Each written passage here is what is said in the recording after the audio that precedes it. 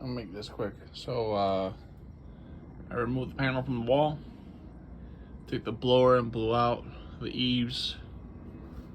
Tomorrow morning I'm going to get a roll of R13 insulation and insulate these walls.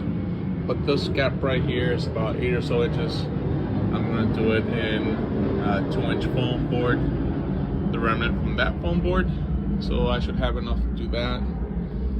And yeah, I'll get one of those little 2 foot by 4 foot 1-inch project boards and fill in the rest tomorrow, along with the sensation, that white board down there. That is some plywood that I purchased to fix the bottom 2 feet of the outside of the shed.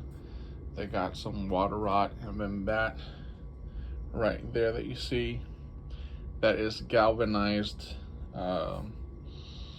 flashing to keep the mice from eating back into the shed, as well as keeping the water out from the shed. So once it comes to the bottom on the outside, the plywood, the new plywood, is about 1/2 inch too short, or shorter than the bottom.